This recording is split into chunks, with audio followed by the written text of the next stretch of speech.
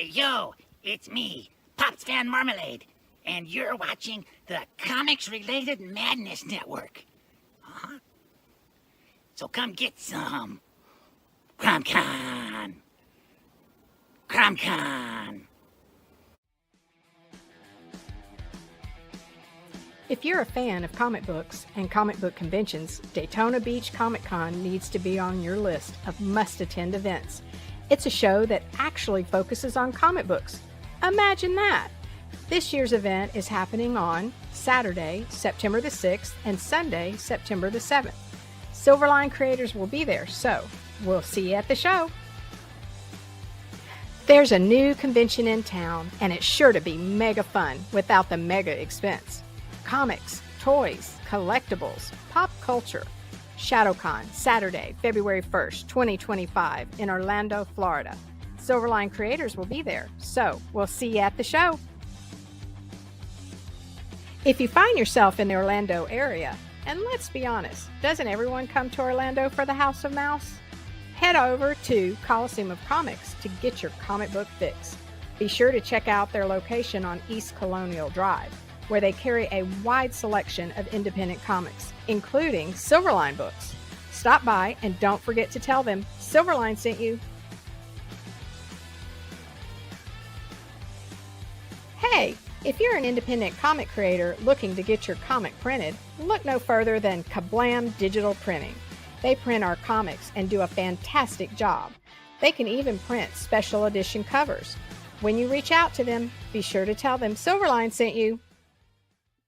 Hi, this is Tim TK, host of That Silverline Show on Tuesday. Join us at 11 p.m. Eastern, 8 p.m. Pacific every Tuesday night as we discuss pop culture and the joys of making comics. Hi, I'm Barb Kelber, co-host of Silverline's Wednesday Wham. Join us each Wednesday night as we discuss comics, literature, movies, and anything else that may catch our attention. I'm Roland Mann, and I host Silverline's Silver Sunday. Join me every Sunday at 8 p.m. Eastern as we make mine Silverline.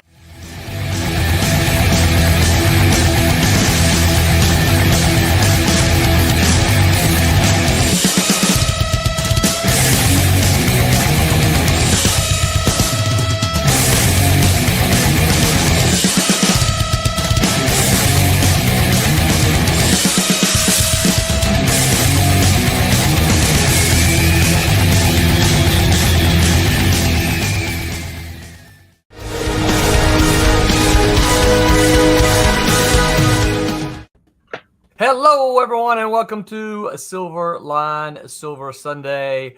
This Sunday, March the 9th. I am your host, I'm Roland Man, and I am excited about tonight. We're going to have a fun guest. You're going to get to learn all about him, and you can ask him questions if you join us live. If you are joining us live, make sure you drop your questions in the chats, wherever that is. But first, let me introduce everyone else that is here with us. Let me fix my comments here. I am joined, as always, by that man in the mask guy, Mr. Mike W. Belcher. Howdy, everybody. Hour behind right now.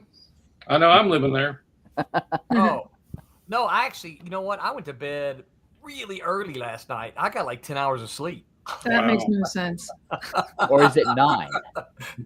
Yeah, you went to bed, yeah. No, if you went to bed at 10, you went to bed at 11 the new time. I think it must have been 9 hours of sleep. Yeah. Yeah, but it was still a good sleep. How many times did you get up in the middle of the night? I'm also joined by 100% con artist, Mr. Thomas Flormani Jr.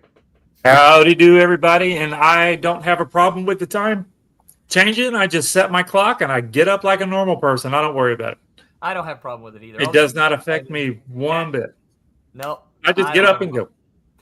I'm so used to it, it doesn't really matter, you know? It's like all right. Didn't we change that? Didn't we pass a law where that's not supposed to be happening anymore? I think there was discussion about it. Well, we can ask the guest, whoever the guest is, what they do over there. See if the time changed for him too. Or what about in Canada? Does it change in Canada? Yeah. I don't know. Canada passed a law that said we don't want to do it anymore. However, as a part, nobody listened to you. As well as a part of that law, the codicil is that as long as somebody else goes first.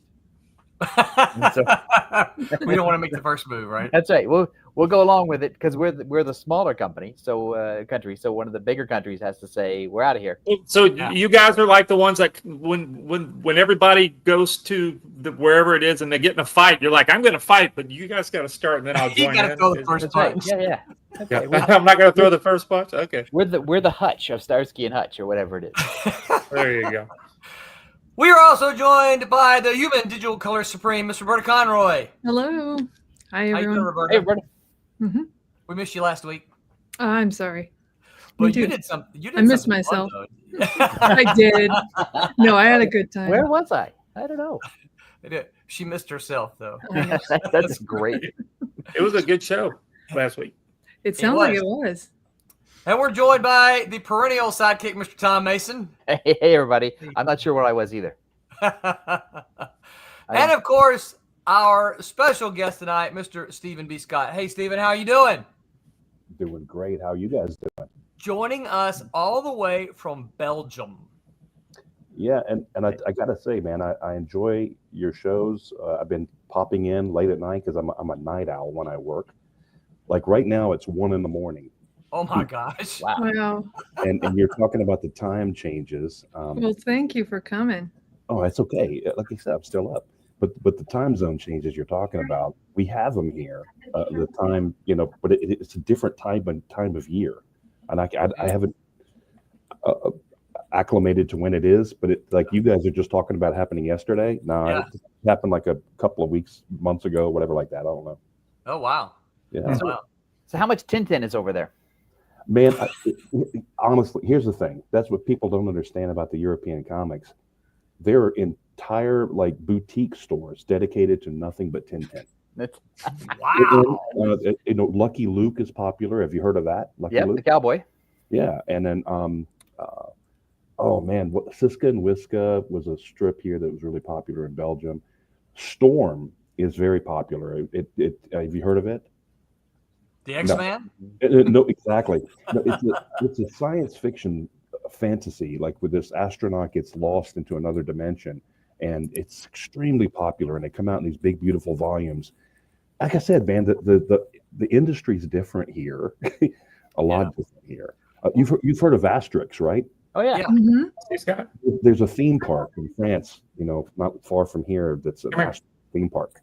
Is it filled with outrageous literary puns? It should be. I haven't been there yet, but yes.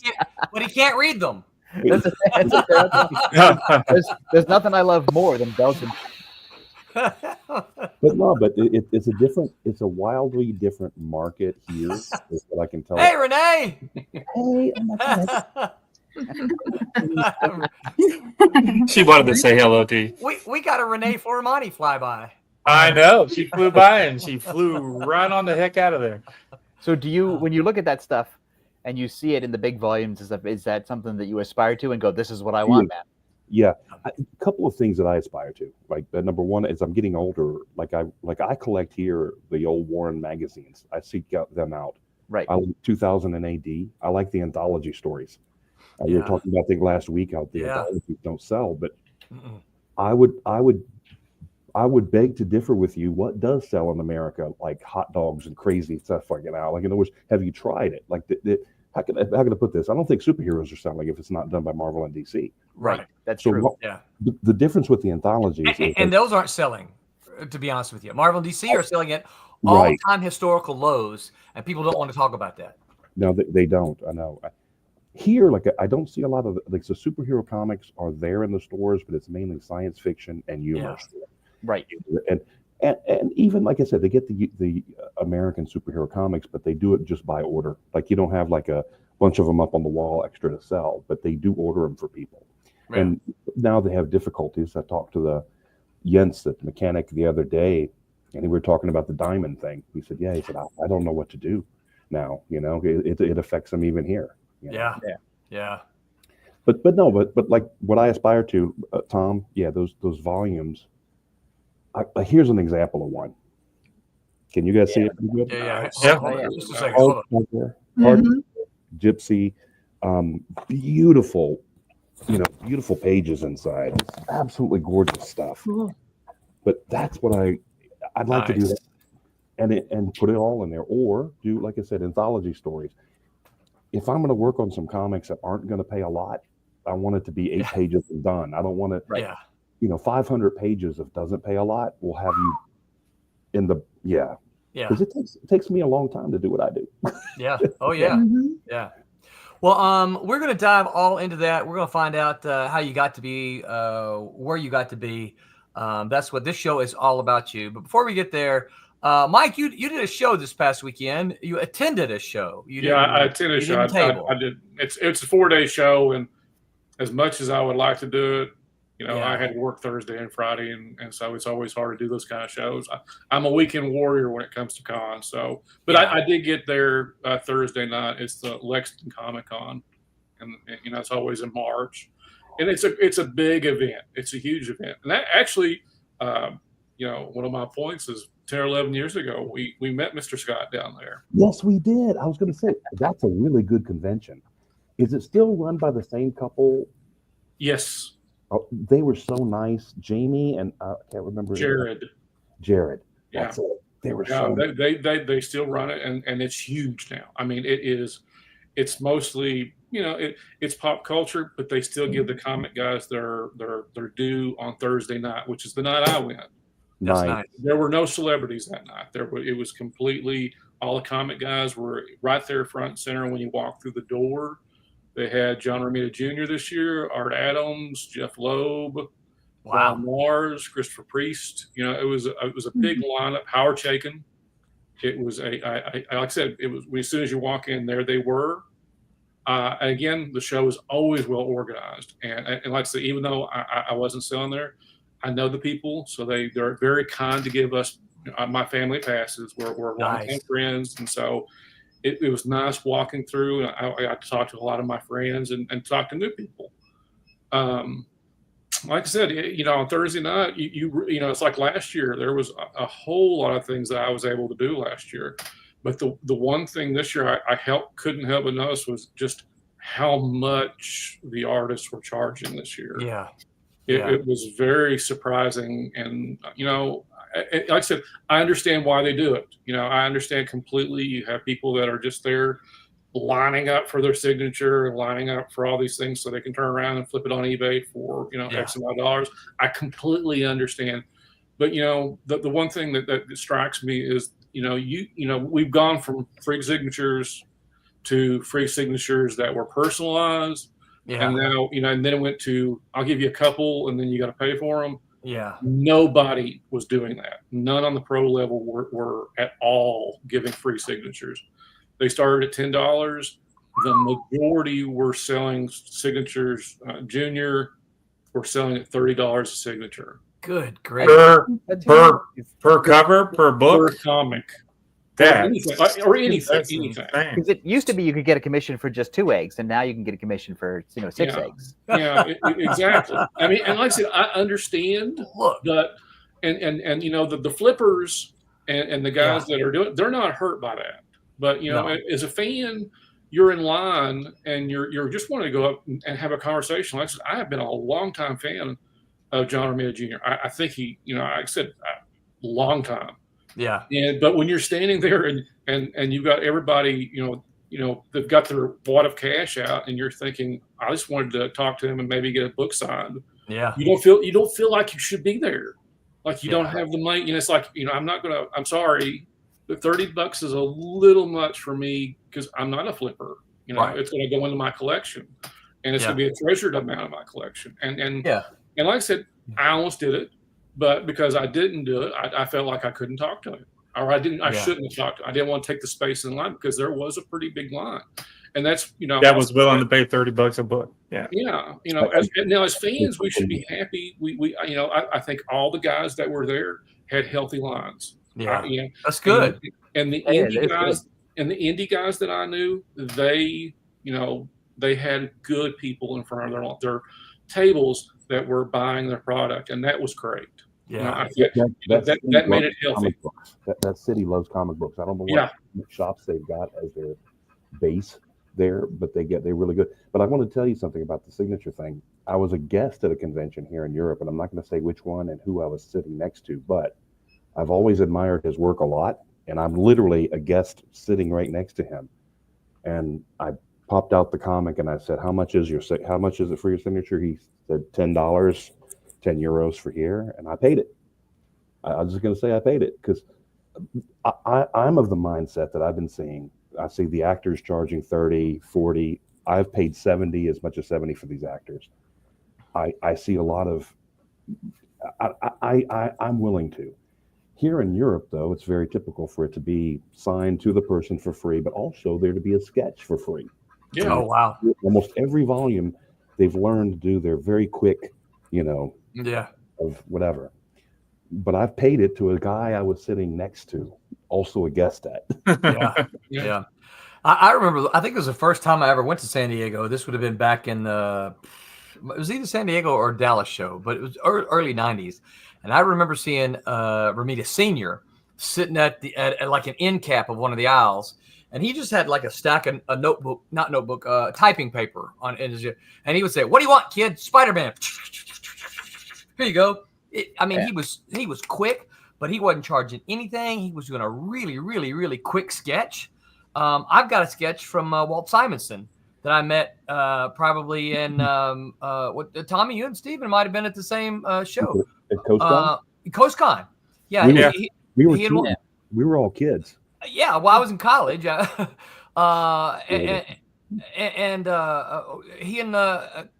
He just sat there again, did sketches for free. I still own mine somewhere. Well, there was here. back when DC Comics used to show up at San Diego Comic-Con and they had their big booth and they promoted comics. They would have, it was like a 4-quadrant booth, and in one quadrant they'd have where their artists and writers would come in for signatures or whatever. And because they were paying for the artists and writers and paying all their expenses or whatever, you were expected to sign books for free because you were there to draw attention to your current book or whatever. Right. And there was also they had little sketch pads of DC paper. And so whoever it was who was there to promote their latest book, they would sign your book, and they would also do one of those really quick, 5-second sketches that they had perfected. And it was cool. I mean, I understand. Yeah. But it's the kind of thing that for me, like, you're not really going to flip that for a lot of money because it's just a basic Batman head or a basic whatever head. However, it's the experience of having that free sketch. It's like, I met person X from this Vertigo book, and I got the skeleton for head. Me, and they did it for me. Right. Yeah. And because I'm like what Mike just said. I'm not a flipper. I'm not going to sell it. It's basically for my deathbed when I give it to my executor. And my executor says, "What the hell am I going to do with this thing?" Yeah. But I want it, and I put it up on my wall. And then, there you go. See, I told you, Roland's got everything at his fingertips. Well, I'll bring out more of this book a little later. But you see, this is what I want. I want it. I want it. This is for me. I want it signed for me. I'm not flipping this book. Yeah. Please don't too much of that book later. No. And most times I get a personalized. I've never, because I said at least in my lifetime. Now, I'm not saying Aiden wouldn't, but my lifetime, I'm not selling them. These are for me. These are for me to cherish. They mean something to me. I got the we'll get to you in a minute, Stephen. Hang in there. But don't forget that thought. I got an 8x10 still of The Simpsons, and I got it signed to me by Matt Groening because I met him. Nice. And I framed it. I put it up on my wall. People come over to my house, and they're like, "Wait, you know Matt Groening?" And I don't know him at all. I just met him, and I got the thing. But they see it framed on the wall. And say, "You know Matt Groening?" Because yeah, we go way back. Yeah, we're buds. He's coming over later today. No, what I was going to say with the signatures, though, I think all of us except for one here might be Generation X. I can tell that you're very much younger, Roberta. But a lot of us are falling out, let's say, and we're going to be seeing these signatures sold eventually from an estate sale. Yeah. Oh, yeah. So it is going to happen. Yeah, it is. Yeah. There's already been cases where people have tried to identify signatures because they got something in an estate sale or a warehouse. Like, who is the signature here? I've seen it online.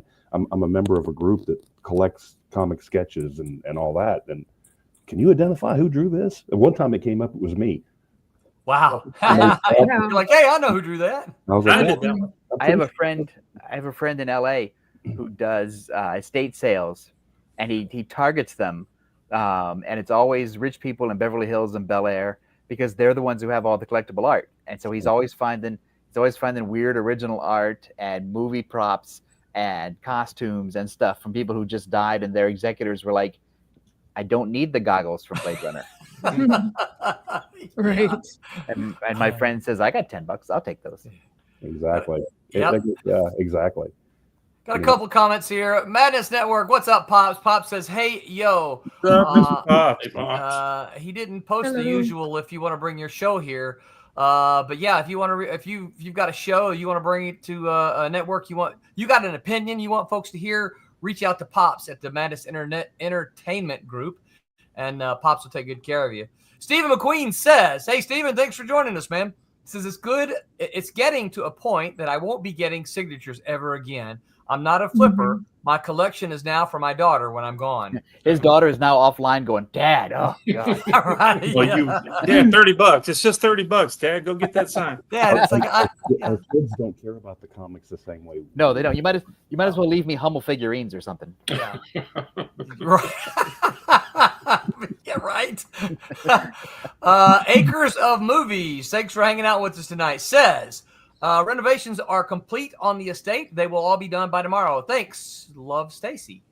That seems like a Okay. spam message. that we're Are supposed they to- in the right? I think that Right room? one. I don't really know Not about sure what that that's one. about. I'm not sure. That what was a is about secret either. message to Mr. Scott there. That's That what was that code was. somehow. I think we're supposed to give our routing numbers now. Steve knew what it was. He's like, oh, yeah, I got it. Thanks. Yeah, I didn't quite. Okay. Next time to activate the sleeper agent. Yeah. Yeah, right. So Steve, I got some for you here. Let's go back in the way back here. What's Oh, the Lord. first? What's the first comic you remember reading? Okay, that's a great question. I'm going to give you two answers. One, I'm going to give the first one I ever remember reading and why. Okay. And then the other one is the comic that led me to want to know. I knew I had to draw comics. Well, that was my second question. Okay, the first one is the Hulk, Incredible Hulk issue 200. Okay. And the reason I read it and had to read it, I bought some comics before, looked at the pictures, but the Hulk was wearing a helmet and he was calm.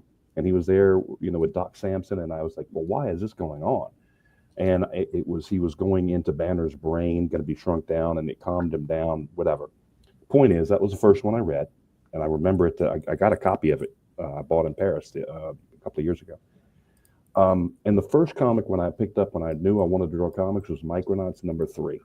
Wow. Okay. Well, Michael Golden. And yes, I read that. I've read that so many times. That first 12 issues of Micronauts is one of my best favorite comic runs of any time. First 12 issues. I was trying to get the images up here, but I can't type that fast. You don't have it right behind you? Yeah, it's on his shelf. What the hell? Look over the other shoulder. And by the way, and I want to add to this that my copy of it might have been the comic that was signed by a person sitting right next to me at the convention. Oh yeah. Oh, Micronauts is a great gimmick because it's, the thing about Micronauts is it's separate from the Marvel Universe at the time, so you could read it. Mm-hmm. You could read it as a standalone and not get sucked into the Marvel world That's unless you issue 1. wanted to. Well, see, but that was the thing that Michael. See, I toured around with Michael Golden for a while in my career. We had the same agent. One of the things that got him wanting to be off of it was that they decided to include the superhero stuff. He just didn't really care. Look, I don't even care anymore to do the superhero stuff. The only thing that got me flown back and forth to Europe was Batman and X-Men. But if it was me, I'd be drawing science fiction and horror all the time. Right. Love it. Yeah, this is my thing. No, I loved the Micronauts when they came out. Me Because too. it was Yeah. I loved all that weird Marvel stuff that was not really part of the Marvel Universe. Space Knight. Yeah. That was awesomely cool. How old are you, Tom? You don't mind me asking. I am older than your dad. That's how old I am. I'm about to be 57 next month. So I'm of that generation that saw Star Wars when I was age 9. Mm-hmm. Yeah. So all the stuff that was coming out during that time just made, it this is what happened from it. You know, I Right. became a nerd, a big nerd. Well, Roland and I are from the generation where it had to show up on TV and we had to watch it every week as an appointment. That's right. We didn't have the magic world of wonder that you younger kids had. It's Thursday, 7:00. We got to go watch Cosby. Yeah. Yeah, we didn't have. No, Logan's Run is on. I'm out of here. I remember having 3 channels and PBS if you hold the antenna with aluminum foil just right. Yes, that's right. Yeah. Mhm.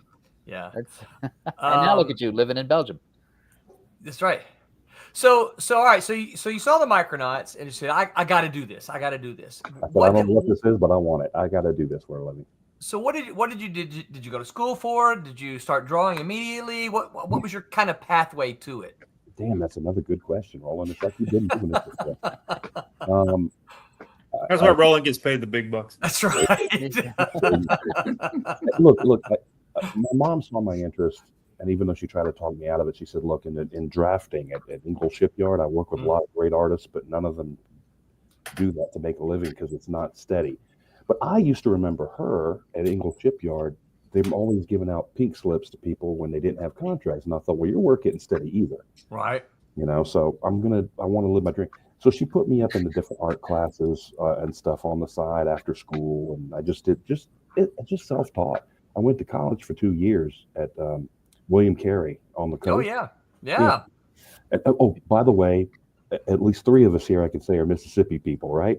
Yeah. Yeah. The others? Yep. Okay. Not me. So we originally, good for all of you. And I mean it. It's not sarcasm.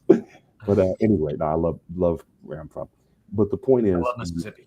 I went to college there, but the only point is that they were trying to train us to be newspaper paste up people. They're like, those are the only jobs you're going to get in commercial art is to work as a newspaper agency doing paste up work. They didn't understand comics. That was a foreign concept to them. Well, the big problem is that Comic books, I should say. Right. Well, the places in the country that were doing things like big publishing were New York. Mm-hmm. I think, if you wanted to get into the underground, you could go to San Francisco, but I wouldn't call that big publishing. But man, they had their own thing in San Francisco, the old underground comic scene. But you had to move to a big city. It was just foreign language to them living in Mississippi, Alabama. Yeah, it wasn't happening in Biloxi, Gulfport, Mississippi, or Hattiesburg, or even Jackson, the big city of Jackson. Well, my place to go to, I learned more from driving up to Hattiesburg and seeing Thomas and Barry and Mitch Bird and Stephen Butler, and it was so funny because Mitch would be honest with me, like, he'd mumble, this is really terrible. You need to look at. And Good to hear. Stephen's so nice. He's always like, he loves everything. He's just always nice and kind. And you're doing great. But I learned more from just going up there. I take the drive, the pilgrimage up to Hattiesburg, and and that was we'd always hang out. Yeah, it was wonderful for me. And then when I finally did some pencils, and Tommy cleaned me up as best he could, you fixed me pretty damn good, Tommy. It was a group effort. What was your first published comic? Yeah, I think you're holding it right now. Hurricane LaRue. Hurricane LaRue. Okay. What a great name. Cover and inside had a Jimmy Palmiotti inside. Yeah. That's Jimmy Palmiotti right there. Mm-hmm. But then this is your work here. Yeah. And I can't believe you hired me off of that.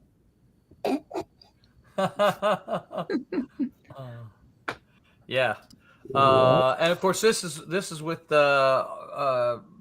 mine and Tommy's good pal Barry Gregory. Yeah, yep. He's fantastic. He is fantastic. Yeah. So now, is this by chance still available? I can say this. I believe that 3 Alarm Comics in Biloxi has copies of that. Yeah. Okay. So if you want to get a copy of Steve Scott's first published work, reach out to 3 Alarm Comics in Biloxi, Mississippi. So and they'll set you up. I've still got a small stack down in the garage. It's hard to believe that same guy right there went on to draw Batman. It's hard to believe. Oh my goodness. Or the next time you see Tommy at a show, ask him for it. Tommy, do you carry him with you? No. You don't carry any copies with you? Yeah. So, I guess I should. I should throw some in my box. Yeah, you should throw a couple of them in there. Yeah. So it sounds like That's 30 years old right now. Well, actually, he may not say, but he threatened Barry and I into not. We were talked about maybe reprinting it again in color, and he was like, "I'm never going to talk to you guys again if you print this thing again." I don't remember saying that, but okay, yes. Hey, now. Sounds like what a shame.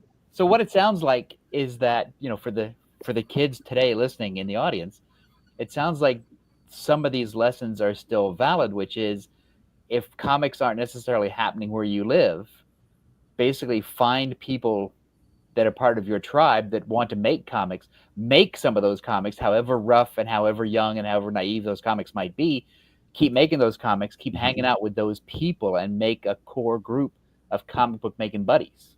Mm-hmm. Exactly what you just said. Exactly. And man, talk about some talent. I mean, Tommy, such a talented artist, and you're Zomboy. Okay, that's the other funny thing. Zomboy is the kind of comic strip that would go well in Belgium. Like it's. Well, I need to send you copies and let you sell them and make some money. You can keep it. I'll send you copies. There you go. But the thing is, it's like they like the humor strips. They like that. But there was such a talented group that I got to hook up with, and hang out with and learn from. Brian LeBlanc is another one, just absolutely excellent. Yeah. But again, we were all in an area where publishing was not happening. It was just you had to move. Now the way things are, and it's the reason why also it's so outstretched. You can live on the island of Guam. You can live in the Philippines, and you can get the stuff to the editor in New York just as fast as instant. As long as you have the internet. But I remember the days, like the first outsourcing that was ever done was when they were doing it to like me and Tommy and all that, because you used to live in Connecticut or Manhattan and pay whatever they could afford for an apartment there. But man, I remember getting to go. He used a fax machine to send them my breakdowns. A fax machine. Mm-hmm. Oh yeah. We definitely everything was FedEx. Rush into the FedEx post box. You knew when the last second you could run something to FedEx. I moved to Atlanta, Georgia when I got out of the fire. I was a firefighter. Oh, you remember that? Yeah.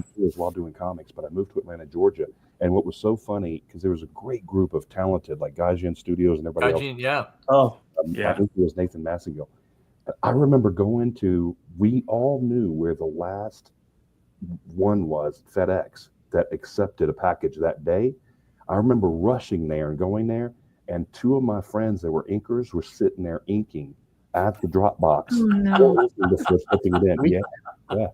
So we made at Malibu Comics, we made a deal with our FedEx guy, and we asked if he could rearrange his route so that we could be his very last pickup before he went to the depot, and we became the very last pickup.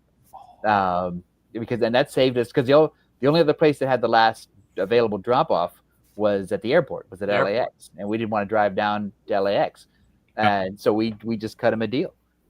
Oh, that's awesome. Yeah. So, and it worked because in those days there was some flexibility with the driver's schedule, and they could do it if they wanted to. So yeah. So after Hurricane LaRue, what happened? Where did you go from there? A little place called Malibu Comics. What? Mm-hmm. I was lucky enough to do some. Yeah. Malibu. Wait. What? And it's so funny, I look back at that stuff and I'm like, I was just not ready. It was a time period in the 90s when, man, if you could just pick up a pencil, I think, hey, you had to get. There was a lot of people that just were not ready, but Malibu had a lot of talent that was ready at the time. I remember so excited when I got my check in, paper check back then, that I knew that I'm getting paid from the same place George Perez is working for right now. That made me feel nice. so I'm part of the game now. Or did you think, what's wrong with those guys? This isn't right. Hey, me and George Perez are getting a check in the mail every Friday. That's right. But just that idea. Howard Chaykin was working there at the time. George Perez. I don't know who else you had that was very special, but there were some really good people there. At Malibu. Yeah. Yeah. You're preaching to choir that one with this group. What were some of the books that you worked on at Malibu? I worked on a Grenade and Electrocute story from Malibu Ultraverse Presents or something. and I did a few pages of a sludge story just to pick up, for time, and I also did a Nightman story, and then everything just kind of ran out, and that's when from after Malibu, it was easier to get jobs at the other independent publishers that were still printing black and white, because they're like, oh, if you guys didn't have any more work for me, but it was like I got work with London Night Studios. Mm. And where I got to say I really cut my teeth, where I made those big improvements that made me Marvel DC ready, was at the time that I did that. Like not immediately, but it sunk in, during that time that I was like, I learned really what I needed to do to make things look right. Yeah, because you and I did a London Night Studio book. Do you remember that book? What, Blade or something? It was Razor Uncut. Razor, yeah. That's what it was. But after that, I remember going to New York Comic Con, and I remember meeting, actually before that time, around that time, Neil Adams, who showed me that I'm not drawing at all good. Neil Adams knew how to tear apart. He would tear apart a portfolio, but the thing is, if you deserved it, he gave it to you hard. But if you listened to him, he was right about everything he said. Yeah. And I really learned to draw after talking with Neil Adams. He was harsh. Yeah. He was good kind of harsh, Either you listen to him or you don't listen to him and you just throw your portfolio away and never come back. Mm-hmm. I think this is so hard and so difficult that if you can't get through a tough portfolio review, then you're not built for the rest of it anyway. Yeah. I think he has said that on occasion that's why he did that he was not necessarily being a jackass, although it could come off that way, but he was really trying to figure out who really wanted to be in the business. Yeah, and that makes sense. It makes perfect. I heard he was very hard on Frank Miller. If you can be hard on Frank Miller, then hey, I guess still hard on Miller. He comes back from the grave, and he stands in the doorway and go, "Draw better, Frank." Well, I'm sure he could say that right now. Pull it together. Yeah, it's funny. I did some wizard shows that put me beside and behind Neil Adams. Funny story about that. Joel Adams, who I worked with at Malibu, he did some Dead Clown. Tommy, you probably remember Dead Clown. Yeah. Joel Adams, I had never met him in person, right? This goes back to, the 90s. And it was a show probably about 2017, 2018, somewhere around in there, that I did the wizard shows. And I was talking to Joel. I had already talked to Neil, and I was talking to Joel, introducing myself for the very first time. And he was talking about, Neil did this, Neil did that. And I said, do you mean Neil Adams? He goes, yeah, Neil's my dad. You didn't know that? I'm like, no way. He goes, yeah. I didn't know that. I was this years old when I heard that. Well, you're just finding out, Tom? Yeah, I had no idea. Oh, well, that was my reaction. I'm like, wait, we worked together all those years, and you didn't tell me. He goes, yeah, because I wanted to get work on my own. I didn't want you to give me work just because I was Neil's son. Right. I'm like, holy mackerel. I'm like, yeah. And so, because we wouldn't put that in the credits. Yeah, well, that's right. Son of Neil. Son of Neil. That would be smart to do that. But it was funny because right after that, Neil was really big on the charging for signatures, and Joel has won all kind of awards because he did King of the Hill. King of the Hill, thank you, yeah. King of the Hill. And Joel didn't sign for his signatures. And so I would go over to Neil and said, I'm sitting right beside a guy who does not charge for his signatures, and he's won all kinds of awards. And Neil would go, I know it, and I've told him so many times. It was funny because he knew exactly who I was talking about. In fairness now, Neil Adams has been one of the best businessmen in the business of comics as far as being I toured with somebody who worked in his studio before. And I'll say his name, Mark Texiero, good friend, toured with him. Yeah. And he started having to say, look, I got to start charging too, because he said, Neil was right. He said, if you don't have any value to your signature, if you've got no value to your name, you're no value, you're of no value. Like, it's up to us as an artist to set our value. We can sell our originals for $10 a piece, or we can say, look, I don't let this go for anything less than $500. Yeah. It's up to us, and if you're only worth $10 a piece. Well, I think a signature. We can get in a big long debate there because I think a signature is a whole lot different than an original piece of art. Yeah, I think so. Oh yeah. I've already paid my money for the product. Your signature is something else. But you don't see novels. You don't see novels. I disagree. I disagree with what you're saying on that, Roland. I'll tell you why. We could probably long this. Okay, here in Europe, I have been handed my Marvel comic stuff that's been, published now in French. I don't get a dime for any French sale from Panini. So you should though. Well, no, but the thing is, your agreement with Marvel should say that you get. No, it never did. So they used to. You're like, Tom, help me out here. When we were there, you was something like 22%, and then the reprints and foreign editions were like 11%. It was like half of that. Supposed to be in the 90s. With Marvel, it yes, never that was in the 90s. Yes. Yeah. DC Comics, I'll get a list of Germany, Italy, France. I get a good list from my DC stuff. Yeah. Marvel, no. So it's assumed. Again, here in Europe, they get a really healthy royalty. Like the artists that are working over here, some of them aren't doing well, just like other artists in the States. I mean, don't get me. I always talk with artists, try to get them talking about what their money is, like what they. Nobody wants to talk about that. But that's wrong, because I'll tell you why. Because that's why we get misused and mistreated by not talking about it. We should. Like I found out that there are really healthy rates. I had a good friend I was at a convention with. It's one of my peers from Marvel DC. He does get like $5.80 a page doing pencils and inks. That's a real thing. It does happen. But then you got your other stories where it's like, man, it's just, how can you afford to live on that? But here they get a good royalty. Like one Frenchman told me he gets like €2 something per volume sold. One of these. Yeah. And so it's a good, healthy royalty that they get per unit, along with their pay. Well, back in newsstand days, there used to be decent royalties. Like 80s. Start though, wasn't it in the Jim Shooter period? Mm-hmm, yeah. Jim Shooter started that in the early 80s. Not the old newsstand days. Right. But because those things would sell, and Spider-Man was selling 250,000 copies a month.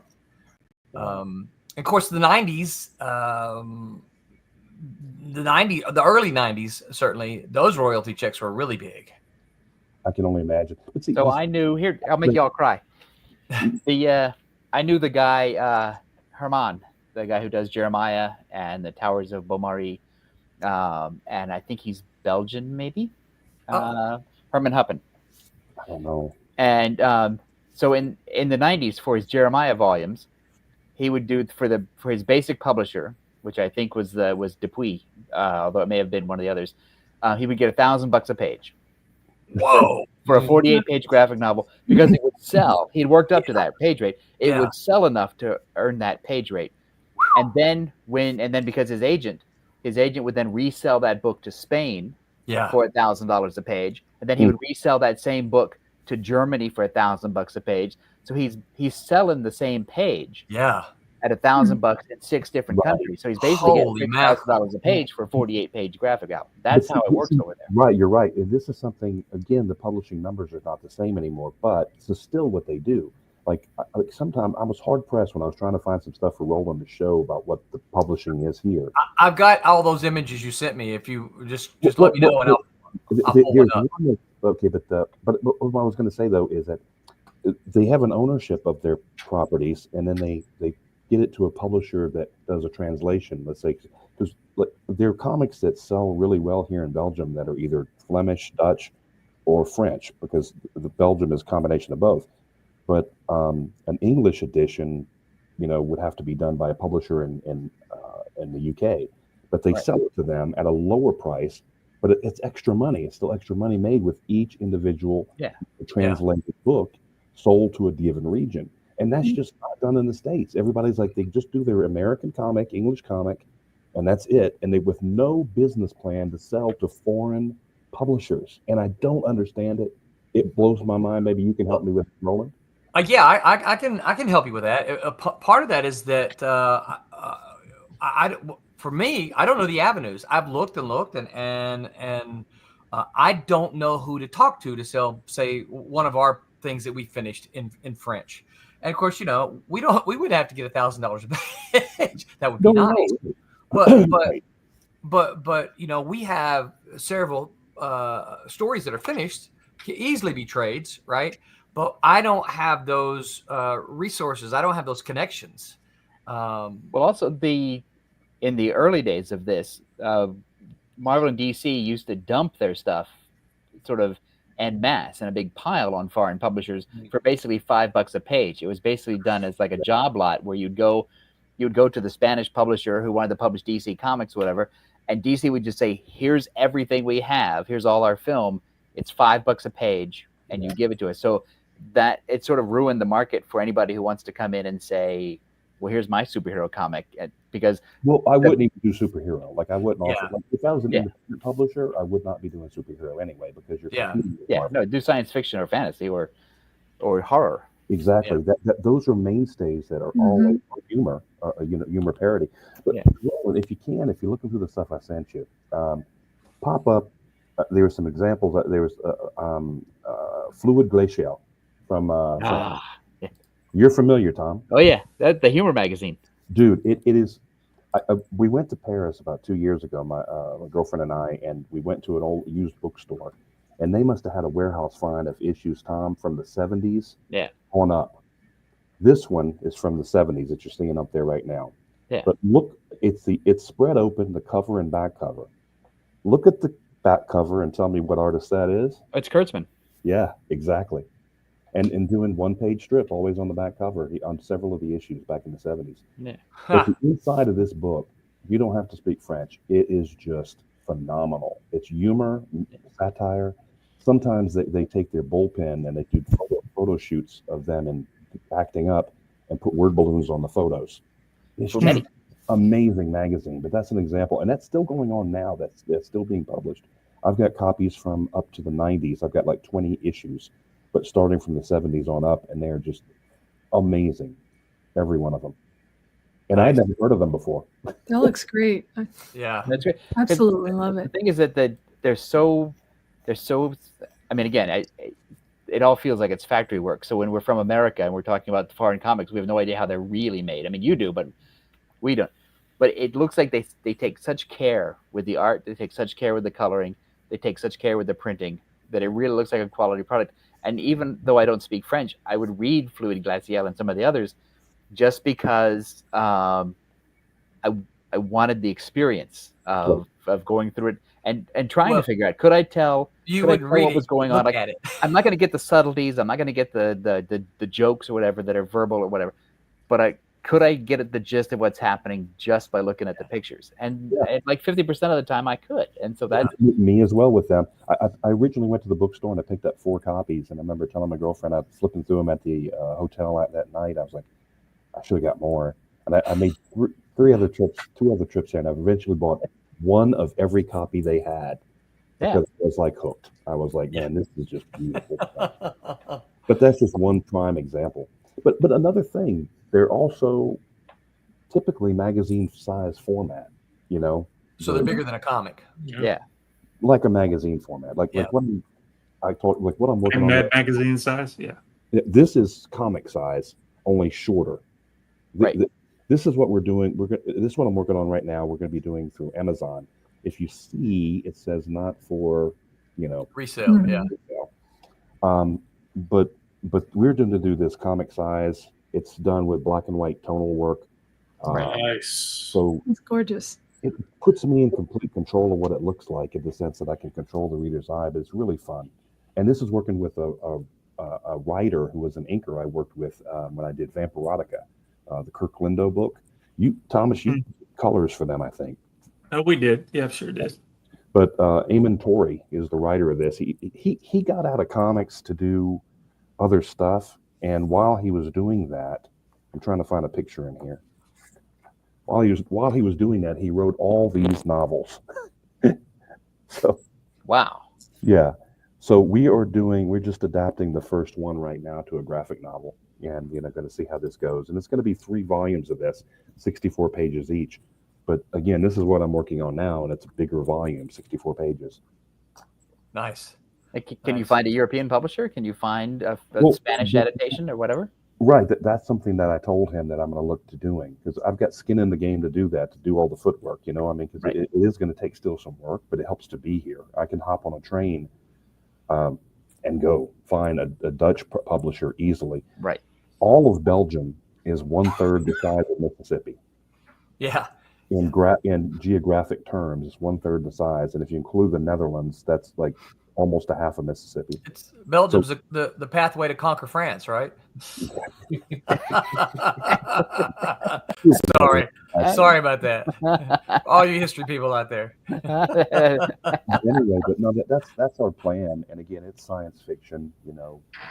It's science fiction material, and it's something that I think would do really well. But again, with the black and white, it's something that they're able to do through Amazon printing. And that's something I'm surprised a lot of people just don't do. They do the crowdfund, but with Amazon, it's print to order. And it's not, the paper's not glossy. This is almost like the newsprint type paper. I took this comic by a printer Is that printed at Amazon? Yeah, it's printed at different locations, print what they do their novels. This is printed in like Connecticut. But the thing is, it's not on glossy paper. I can't stand reading a comic on something that reflects back at me. I just can't. And the local printer here in Belgium, they said they can't print on this. They said their printers are not made to print on this kind of paper anymore. Yeah, that's getting to be a problem with some of the newer presses. Yeah, especially the direct to print. Yeah, right. So because I don't know how the printers are doing it, but I'm just so thrilled with this. It's just unbelievable. As we were doing this book, he would get like sample copies like this, so I can make sure the tones were coming out looking good. I was able to adjust along the way, so we're able to. I mean, the cover was a whole different coloring of the cover before too, and we went with something he did on the color, and I like it. So. But I'm surprised a lot of I think Rick Veitch does his Rare Bit Fiends or whatever through Amazon. I think so too. I think I think you heard that. Yeah, and this way it's print to order anywhere in the country that you're at. They order it, it's printed, and then sent and shipped. He doesn't even have to ship it. He just has to collect the money, that comes through Amazon. It's worth checking into as another option as well. Yeah. That's actually someplace we're headed. I have a limited limited clock, but we have someone who's done with Rob Davis. You guys know, Rob's done some stuff for Airship 2027, and he's volunteered to help me and BJ get some of our stuff onto Amazon. So great. That'd be fantastic. Yeah. So it's a process. Yeah, but once you put it up in the, it's a Kindle. It's the Kindle formatter. Once you put it up there, it's done, and then you'll never have to worry about printing it or anything. And you can even get a sample copy to make sure it printed right. You didn't mess up your page numbers. I know Rob's pretty happy with the printing that Amazon's done for their books. Because that was one of the first questions I asked him is, how's the printing? Are you happy with it? And he said, and he said, I'll have to, I don't know if he ever sent me one. I don't think he did, but he was going to send me one. And I said, well, I can just order it. Tell me which one to order. Is his also black and white? Yeah, all they do is black and white. Yeah, I think so. Yeah. So I wonder if it'd be different if it's a color. I don't know that. I don't care for Amazon's color. I've sent some guys that have paid me to get some books done, and I don't like their color. I like the black and white. They're really it's good paper and it's good black renderings, but the color. We should order some color ones and see what it looks like. What I was going to even say, because I kind of lean towards Mike. The color is really the hardest thing for comic book guys. Color is really the hardest thing for other people to get right for us. Yes. Mm-hmm. And so it's why I'm doing black and white now. Because I want to keep Roberta happy. But Roberta, I want to keep being able to see what I think I'm putting down. I think Stephen's work, the gray tones are just as important as I was going to say. The gray tones. Typically, if you've done a good job of coloring, you can convert it to a gray tone, the same color job, and have both, and it should look fantastic. But it doesn't always do what you want it to do if you have a tonal shift that's drawing your eye around. One of the things I'm doing here, but for the most part, the rendering, yes. Yeah. What I'm thinking I'm doing here, and I'm so darn old, my girlfriend picks at me about this. She calls me a boomer because she knows graphics and stuff. But I created myself 8-point halftone sheets. I literally can created almost like the old Zipatone. Zipatone. Mm-hmm. Yeah. But I did it on a clear layers in Photoshop by just I created them in Photoshop. Yeah. And then basically I just pluck them and use them while at the end of inking every page. And I match up the dots layer by layer. I mean, for each of the layers, let's say I go with 10, 20, and 30. That's awesome. And then I'm able to erase away what I don't want. Yeah. Yeah. Like using an X-Acto knife. It's the most relaxing thing Mhm. I do in the process of doing comics. You can tell your girlfriend that you're following the footsteps of Chaykin, because Howard Chaykin does basically the same thing. He created Zipatones in I think it's Photoshop, and he uses them the same way he used to use Zipatone in the 70s. Well, he has his assistants do it. I've talked to Chaykin. He has his assistants. Yeah. It's his team. It's Team Chaykin. Steven, you may remember back when I was doing the black and white Zomboy stuff. You remember I did it all, the zips, all digital. Remember back in the day? Yeah. Man, I had why did I just give you like 50 pages of Zipatone then? I still got them if you want them back. No. What am I going to do with them? You got your X-Acto knife. I'm giving them to Roberta when I see her. I don't know Okay. either. I've been digital since Malibu. Yeah. I'm gonna make him into a pair of pants. I still do the artwork on board, because I'll put fingerprints in there. I use sponge for effect, but what I've been doing too, I've been making effects, digital effects from the sponge and spattering that I do, and I just make it as an effect. I do my sound effects by hand, and I digitally place it in there so that I can have like white effects sometimes. Yeah, I can't quickly find it, but I'm still drawing on board, and I'm surprised I can find French curves and templates, but I can't. Mm-hmm. I can still buy those. Yeah. At an art store, yeah. Yeah. So that was going to be one of my questions. Is so do you still work traditionally then on pencil on paper or electronically? I do. I'm still goofy. I'm of the idea that if what I'm doing doesn't have any value, then I shouldn't be doing it to begin with. And in other words, I think that the original art should have a value. Yeah. And if for some reason it doesn't, then I wasted a lot of my time on this project. That's the way I look at it. Well, one of the things we talked about before in various bits and pieces is that digital is really convenient. It's incredibly convenient. But for a penciler and an inker, the problem is if you do your work digital, you have no original art to sell. There's any ways that we can make our money as a comic artist. It's number one is through a page rate that we negotiate, and I've gotten better at negotiating it. I always get my best page rate when I don't need the damn job. I can say, look, this is how much or else, and then I would get the other is the original art sale, and let me just tell you, Batman sells. I don't own a single Batman page I've ever drawn or JLA page with Batman on it. The characters sell. Yeah. And the other way is royalty. Yeah.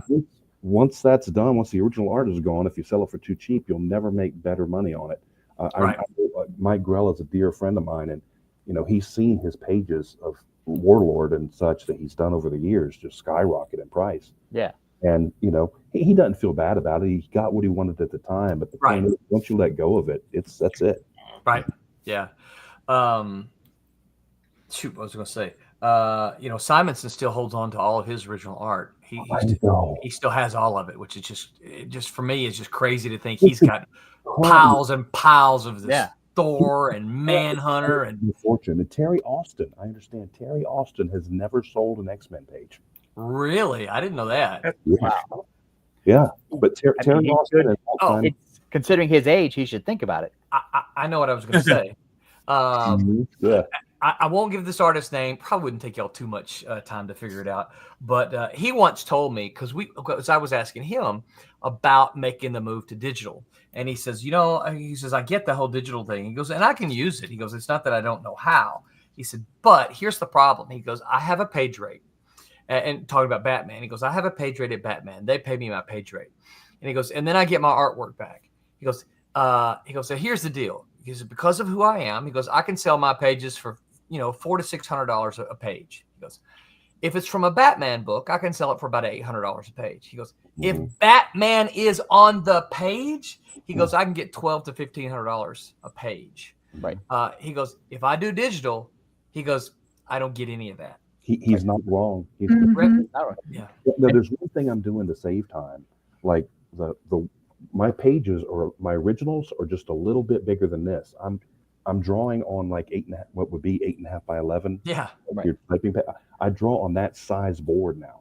Yeah. The covers are still done large, but there's no point in me drawing this at big size. I think it used to be done for the sake of the lettering, maybe, but I can ink small. I can do it all. I can do it much smaller. Yeah. Mike Grill taught me that as well. I remember seeing some of his John Sable freelance pages, and I was like, there was a double page spread that fit on a 11 by 17, and he said, "Yeah, man, it just takes less time to do the inking for sure." Yeah. But penciling is about the same amount of time, but the inking it cuts down on big time, man. It really does. Well, our pal Steven, last time he and I talked about it, he does a lot of his full pencils now on like typing paper. Yeah, in size. Yeah, in size, yeah. So it's all real small as well. Steven's all over the place. Depends He is on all over the place. I get stuff from him. Sometimes it's small, sometimes it's big. It's just whatever he had. It depends on what he feels at the moment. I do the same thing, but the thing is, like, I pencil on typing paper, just like what Steve does. Yeah. But then I take I scan it, but to get a darker, I mount it to the back of the Bristol board. I was going to ask you to go over, because we used to make fun of, you remember, we used to make fun of all the way that you'd flip it over, draw it, and then flip it over again, and then draw on the back, and then put it on a big light board, and then flip it over again. And we're like, what are you doing? I do on my small breakdowns that are like 2 of them on an 8.5 by 11, like I do the flipping. Thumbnails. I still do the flipping, but I do it small, and I do it to get proportions checked. Make sure that that's what you always said. I always flip it over and they go, "Oh, look, I drew that face crooked or something," and like, well, dude, it looks good from the other direction. Let it go. I was just not naturally born for this. I just wanted to draw, so I'm not like I'm not a Michelangelo, so I make a lot of mistakes. Yeah, like some of the pages of, I didn't get to ink you on a bunch of stuff, but the things I did, it was always fun to flip them over. Like, look what he drew on the backside of this thing. I used to do a lot of that. There's another piece. If you can, Roland, there's a Judge Dredd pencil set I sent you. Do you have that one? Yeah, hang on a second here. Originally, I penciled this on the back, and I was going to ink it on the front, but I decided, nope, I'm just going to darken it up, and I'm going to ink it later. But this is something I've been working on, a story that I plotted, but I want to show you guys the kind of work I like to do. It's really fun for me. See, it's a little more exaggerated. Holy moly. Yeah, it's really exaggerated. It's really fun, but I can't do that if I'm doing like Indiana Jones or Doctor Who, I mean, unless some things call for it. But that was originally back of the board, and I just flipped it digitally for this. But I'm going to do it. I'm going to darken it and do it the way I'm talking about now when I ink the original. So I'll have pencils that are reversed and all, whatever. Nice. So that looks like a Carlos Esquera influence. Am I right? No, I do love his work.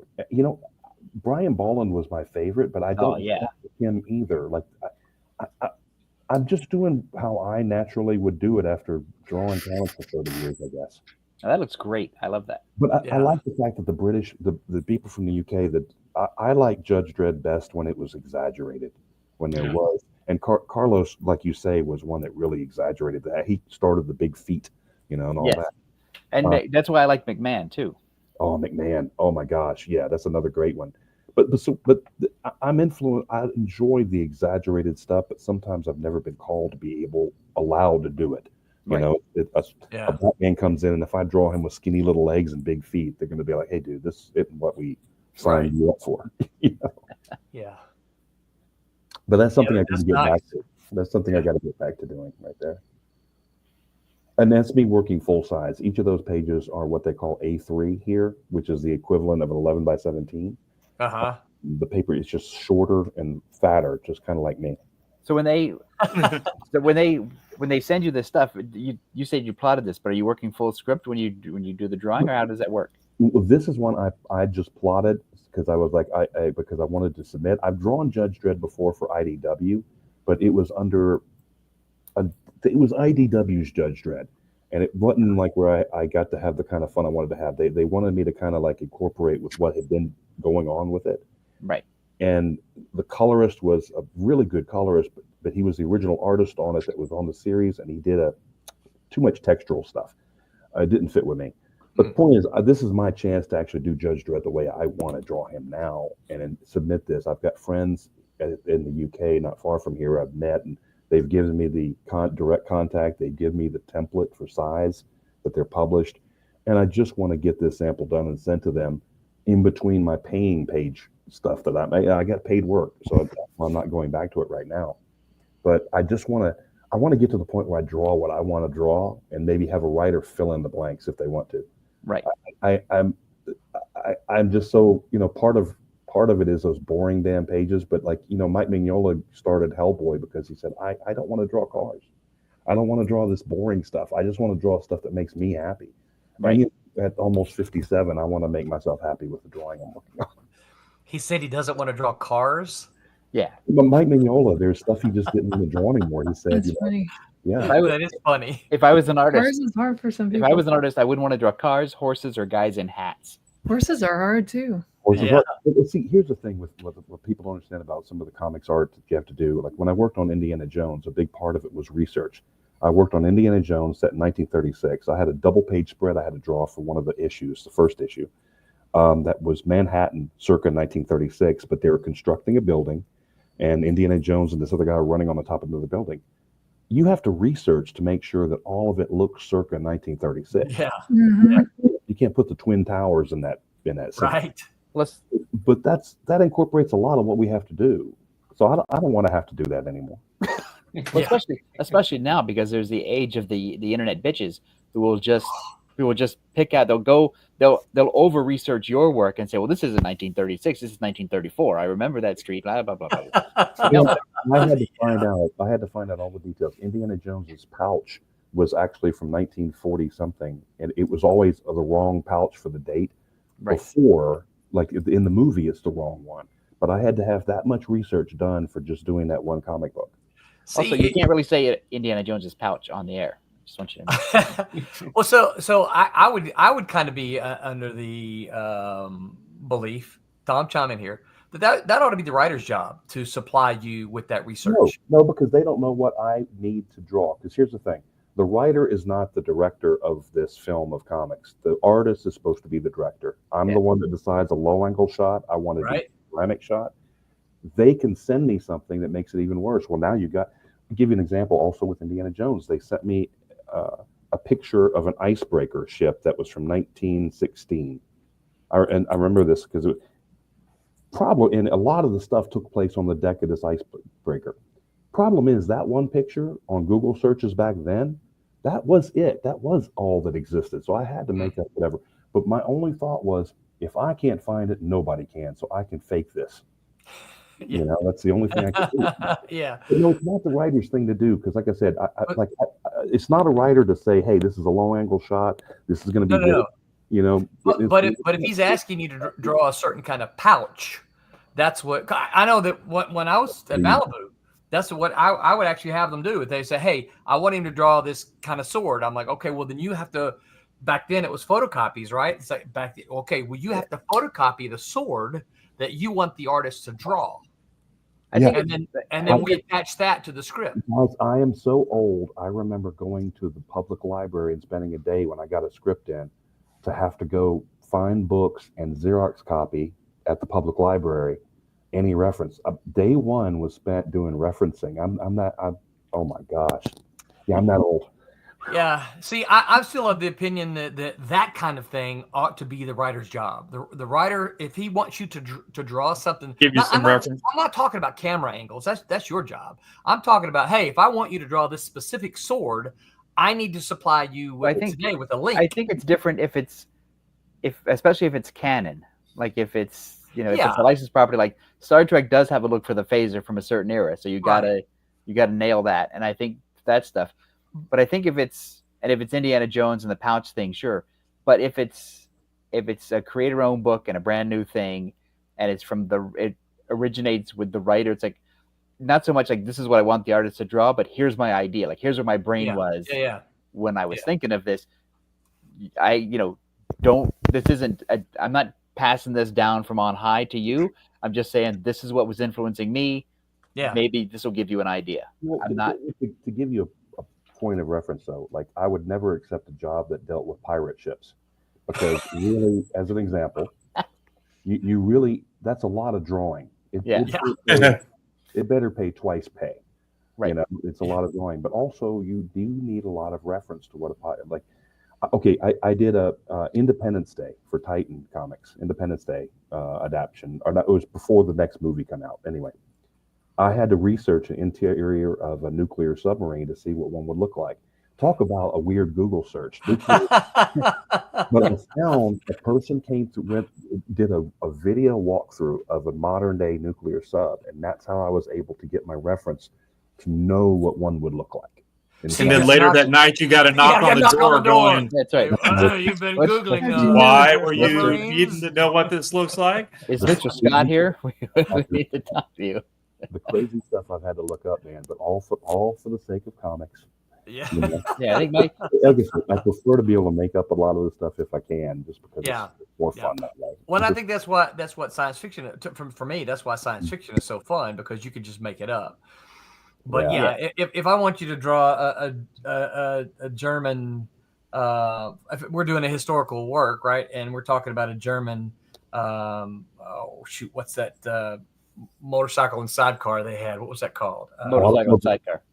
Man, they're gorgeous. They're gorgeous looking, though, aren't they? But it had the little machine gun on the front of it. You know what I'm saying? I mean, that's something that I would say it's my responsibility to send you to say, hey, here's what I want them to be in.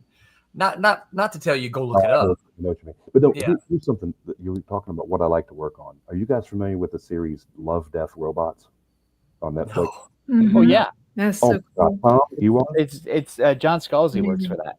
Yeah, it is so phenomenal. That's what I would like to do. Like those short stories that are just absolutely gorgeously phenomenal. Those are great.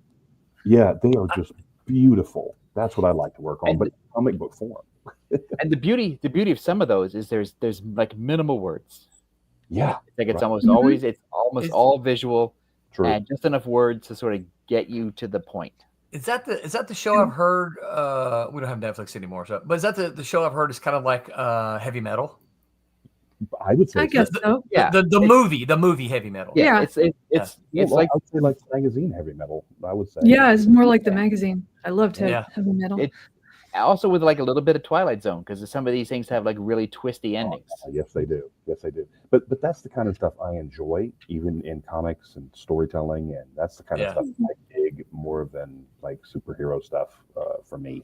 And again, what became my bread and butter was drawing Batman and X-Men. You know that's it. They'd have never flown me to Europe for my first convention ever to be flown out here had I just been doing horror comics and not had somebody that we recognized. Right.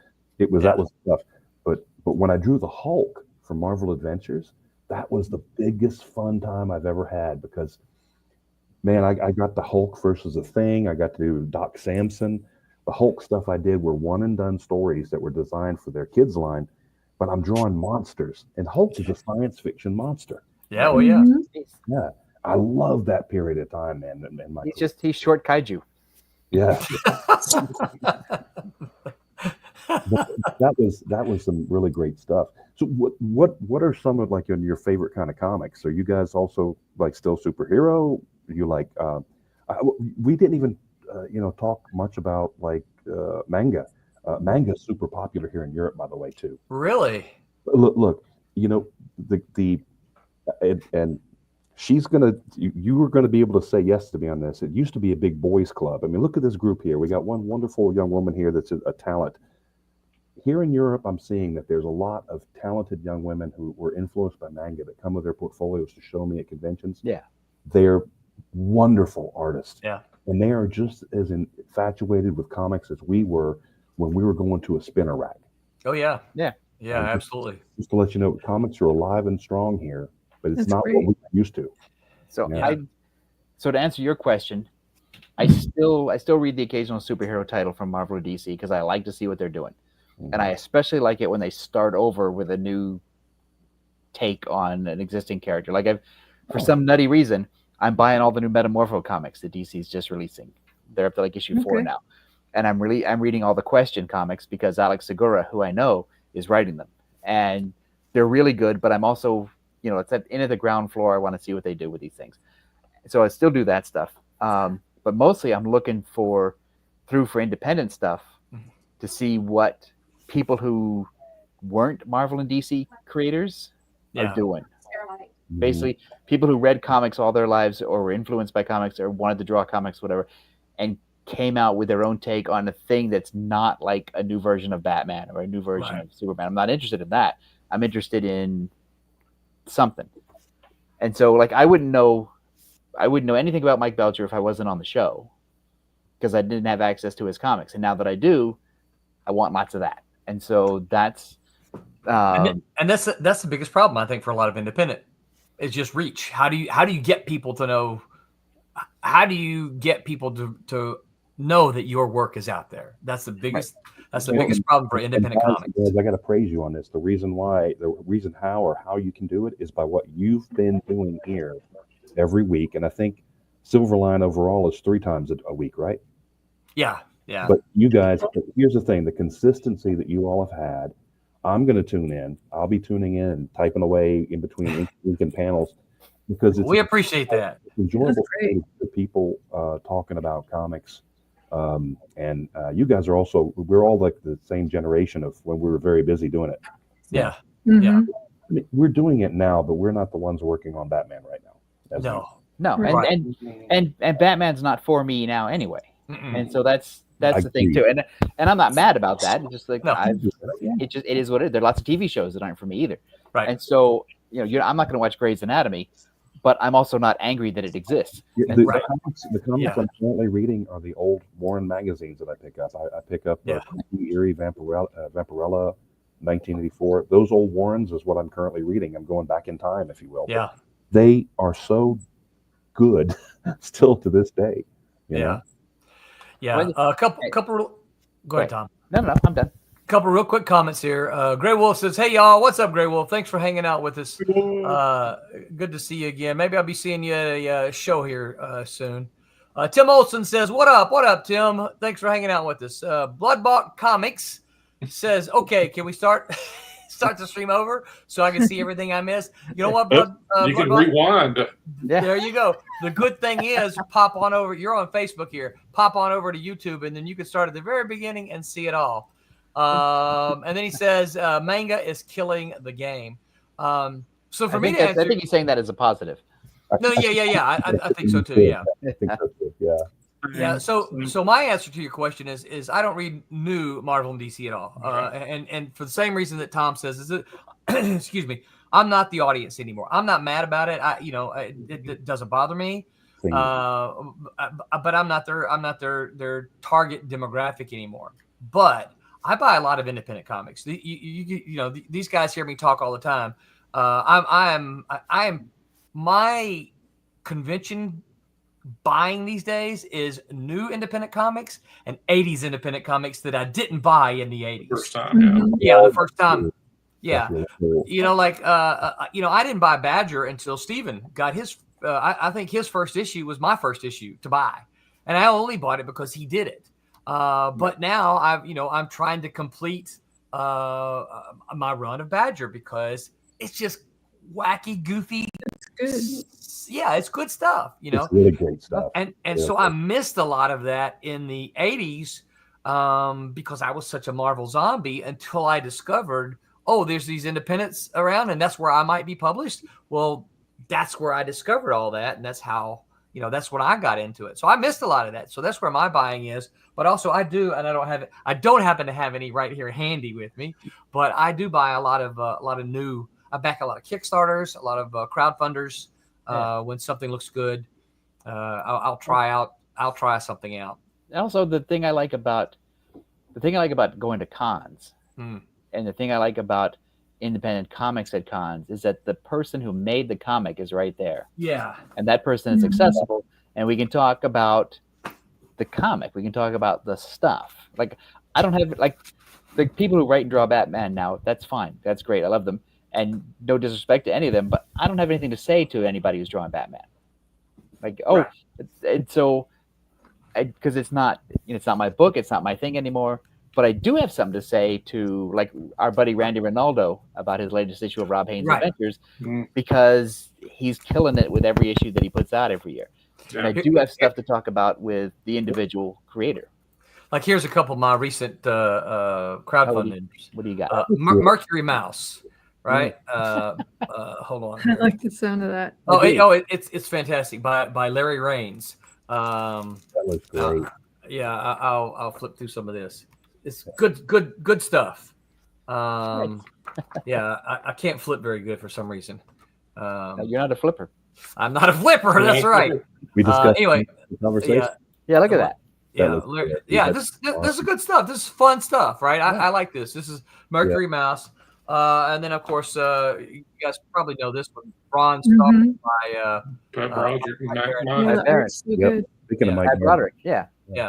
So these are two old pros, and I don't mean old in the negative way, but old pros that they know what they're doing, and they teamed up and did an independent comic. So I talked with Mike Barron a few weeks ago about something. Yeah. And it might belong in your collection one day, Roland, based on what we talked about. Cool. Oh, Yeah. nice. Mike Barron's a really great guy, and I like him a lot too. Yeah. The thing I like about Mike Barron is that Mike Barron is when you meet him in person, he's exactly the kind of guy who would make a Mike Barron comic. Yep. Like you, and that's what I like about that's what I like about Mike Grell. When you meet Mike Grell is a guy who would make a Mike Grell comic. And That's right. Mike Chaykin is the kind of guy who would make a Chaykin comic. Yeah. And Brian Polito is a guy who would make a Brian Polito comic. Have you talked to Mike Grell before about his safaris? I mean, Mike is a dear friend of mine. He wrote the foreword to my first my art book, and he just wrote my second one I'm doing now. Oh, sweet. He's like a dear friend. We've toured together. I toured him through Germany and things, but his safari story, I have watched him in Paris take a sword and open a bottle of champagne with a sword. Anything he ever talks about he can do. Right. Yeah. He reminds me of Lee Child, where it's like when you read the Reacher books, you think, well, Lee Child must obviously have done these things. And when you read a Mike Grell comic, it's like, I bet Mike Grell did that. Oh, that's right. Honestly, the John Sable freelance, that's Mike. John Sable is Mike. And see, that's another one I'm trying to complete because I didn't buy it back then, right? Jeff, do you know Jeff Messer? Jeff Metzer. Metzer. Well, that name sounds familiar, but I can't place it. He's been doing a lot of stuff with Mike. He's a dear friend of ours, and he's collating the omnibuses that are being sold of. Some of the '80s stuff. Yeah, and it's done. Yeah. It's done through crowdfund, and they've already delivered, I think, on the first one. But he's putting that together, and I'm going to work with Jeff on a one. We got permission from Mike to work on one of the stories, John Sable quote, and it's a wonderful short story. First, I was reading it, going like, "Oh boy, how?" Because I've never seen Jeff's writing. When a writer hands you his stuff, sometimes you're scared at first because you're like, "Oh boy." But I told Jeff, I said, man, I've worked with Mark Waid. I said, and this looks like a Mark Waid quality script. I mean, it's just fantastic. It really is. Nice. But the John Sable freelance is being collected now. In good quality. Yeah, there we go. So Roland, quit looking for him. Yeah. Well, there's I do buy the collected, some of the new collected. Like I just got the X Thieves collected volume. I showed you guys that. Do you guys like to smell the paper? I like. I do. Man. Yeah, I have to have the originals. Yeah. Oh, by the way, you said X Thieves. It's so good. The Mark Probst stuff, X Thieves. Yeah. Dude, I've got a page from that I bought from the inker. God, he was in Gaijin Studios. Mark used to be an inker for me at DC Comics, but that guy is a heck of an artist. Love it. Wow. But X Thieves was so fantastic, wasn't it? Yes, so I love that. I love that story. Yeah. God, it was fun. Southern Knights and Southern Knights. Yeah. Yeah. Justice Machine. All that was done through there. Yeah. Oh my God, man, that was some good times. Yeah. Yeah. Got a couple extra comments here. Bloodbot said, yeah, LOL, it was said as a good thing. And yeah, back issues at Indies all day, air day. Lark Bark. What's up, Lark Bark? Thanks for hanging out with us. He says, that's really cool. It reminds me of Mighty Mouse's return. It does. It's like a modern version of Mighty Mouse. Yeah. Mercury Mouse. It very much is. If you liked Mighty Mouse, you would like Mercury Mouse. And then he says, Mike Barron and Mike Grell are two of the best. I agree with you completely. Tommy and I get to see. No, sorry, I'm thinking. You said Mike Barron and Mike Grell. I'm thinking Pat Broderick, but yeah. Pat Broderick, yeah. We get to see. Pat the other weekend. Yeah, we get to see Pat quite a bit because he is fairly local to us. So, Bloodball says Southern Nights and Justice Machine is sick. Reading through Jorwell War right now, actually. Very cool. Okay, into that. Well, as always happens, my clock tells me that we have zipped through nearly an hour and a half already. Wow. Steve, what did we not ask that you really wanted us to ask? What do you want to pitch right now that folks can see you, find you? Where should they go to follow you so they know what's new, what you're doing? Yeah, that's a good thing. Okay, so basically, find me on Facebook at Stephen B. Scott. Look, all of my career was Steve Scott, but the Stephen B. that you're seeing written down there with social media, that's how to find me on Facebook. Okay. Email me at stevescottart@yahoo.com. I've got with Cutaway Comics, I have a book called Drax that's going to be coming out shortly. That's a spin-off from the old Tom Baker days of Doctor Who. That sounds great. It was a lot of fun to work on that. Do you mind if I pop your artist page up here? No, Facebook page? Okay. Yeah, go ahead and pop that up there. But I think I even sent you the Drax cover. Yeah, there it is. I'm a big Fallout 4 fan, so that's a Adam Katz piece I did from Fallout 4. So yeah, that's my work right there. But so, and I'm going to be out at FAX in Ghent coming up this next month. That's a big comics convention in Ghent. We didn't get a chance to talk about comics conventions. I wish we had. No, maybe. We'll get you back. And then I'll be in Comic-Con France in Paris the week after that. So I'll be in Paris. Hey, you might see our buddy Chadwick. And doesn't he go to that one, Tom? He probably will. He was just at the Valencia one, and he was just at Angoulême, and so I don't think he's going to be at that one. I know you're talking about. I've never met him before. We're friends on Facebook. Okay, yeah. You should meet him and drop Tom's name. Yeah. Yes, and then when he punches you, then you can. Hey, no, I'm joking. Just joking. I don't know. You look at Tom Mason. He's horrible. What an a-hole. All right, so you guys get on over to Facebook, and it's steve.scott.39 for Stephen B. Scott.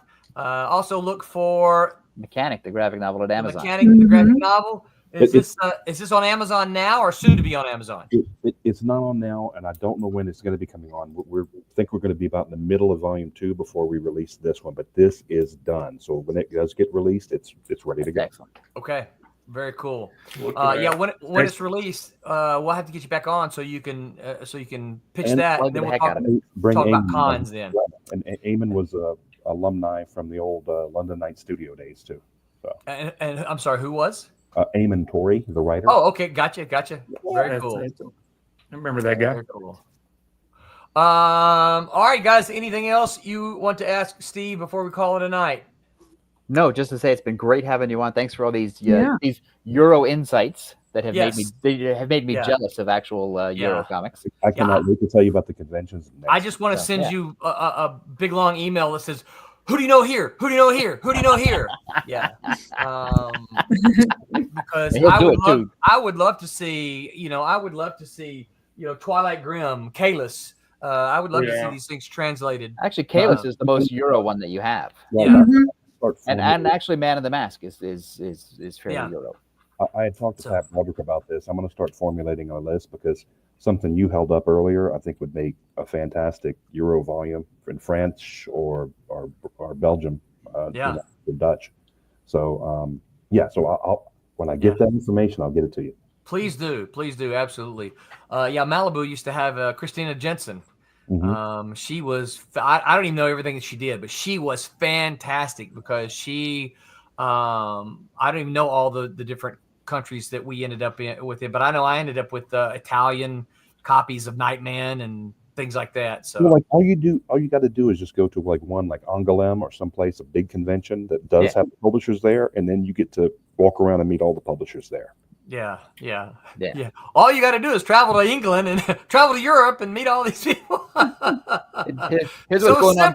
Here's what's going on in Roland's head. I'm not getting no damn passport. little old me from Biloxi. They turned me down. They're not giving me one. I'm not. Everything over there is different. That's right. They don't speak no English over there. Even the comic books are the wrong size. It's totally worth it. Before we cut off here, since we have so many people here that are aspiring or are indie comics and do conventions and everything. I mentioned earlier about meeting Steve about 10 or 11 years ago. The reason I want to tell the story is that he was next door to a comic guy that I won't say because he wasn't very nice.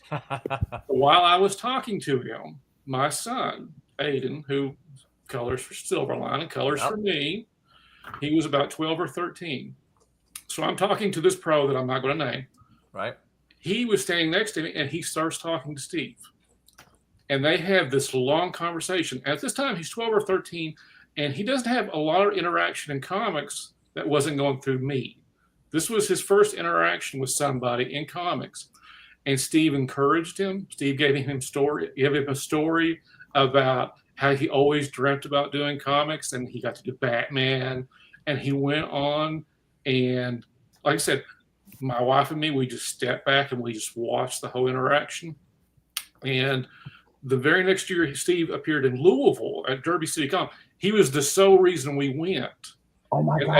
And Aiden again goes up to him. And like I said, Aiden, we picked some books up.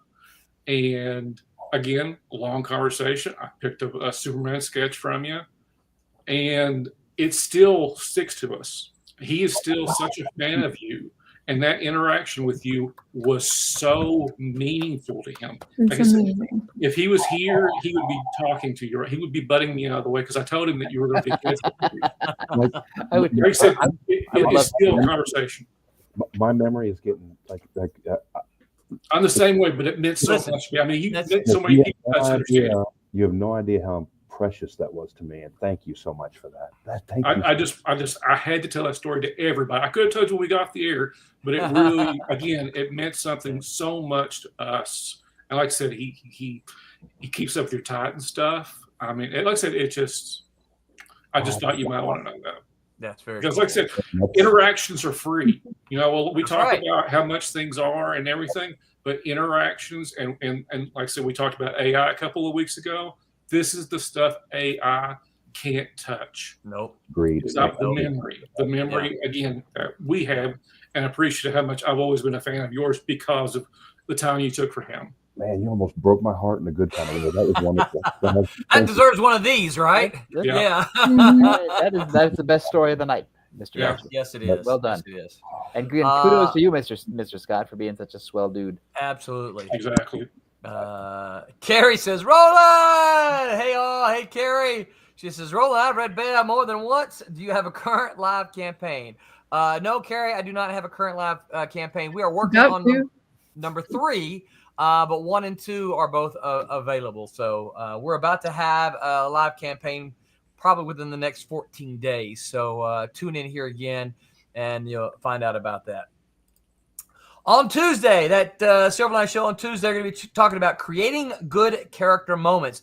The gang discusses how you can create character moments that push the story and allow your characters to feel more alive. Is alcohol mentioned at all? That's Tuesday. There was no alcohol. That always helps. There. No, well, I'm not tuning in then. No. It's a BYOB, Tom. Okay, I was there. On Wednesday, why comics? Why choose to express yourself creatively within the comics medium?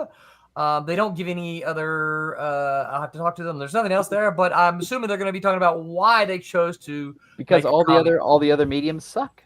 That's right. That's very true. Just saying. Next Sunday, we're going to be talking about protecting your IP. You've created something cool in your comic. How do you protect it? The Silver Sunday crew discusses strategies to protect the things you create. I got strong opinions about that. And that's what we want to hear. Don't forget, as Hyper Potato likes to remind us, like and subscribe, kids. Steve, if you want to hang out for a few minutes, our end bumper is about 3.5 minutes long. Yeah, so get something to drink. So yeah, go. This time to great time. Go to the bathroom if you need to. Yep. Until next week, you guys remember to make mine Silverline. Good night, everyone.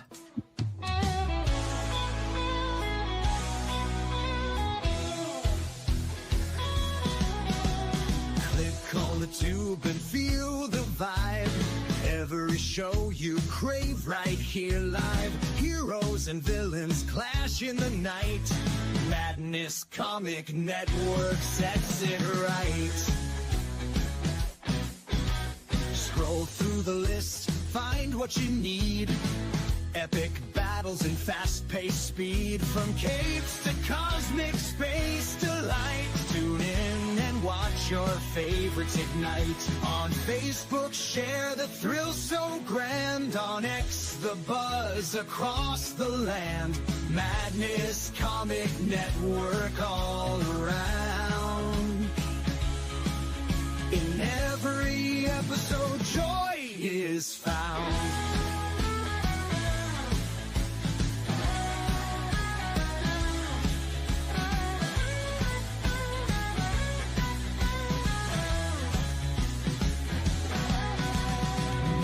Uploads, they never end. Superheroes and their friends. Catch every twist and every turn. Madness Comic, you will yearn. Stay up to date with every twist. Madness Comic, don't miss a gist. From laughter to tears, every mood. Madness Comic sets the groove. Click that button and subscribe. Catch the wave and ride the tide. Join the fun, join the craze.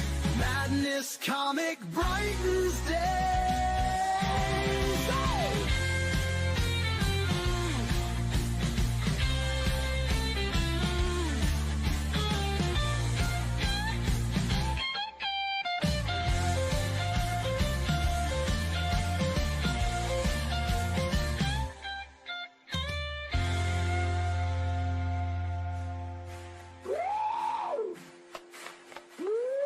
New uploads, they never end. Superheroes and their friends. Catch every twist and every turn. Madness Comic, you will yearn. Stay up to date with every twist. Madness Comic, don't miss a gist. From laughter to tears, every mood. Madness Comic sets the groove. Click that button and subscribe. Catch the wave and ride the tide. Join the fun, join the craze. Madness Comic brightens days.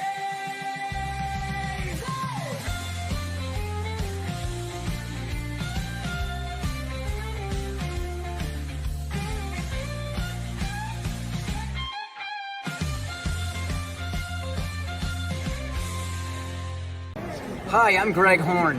Make mine Silverline.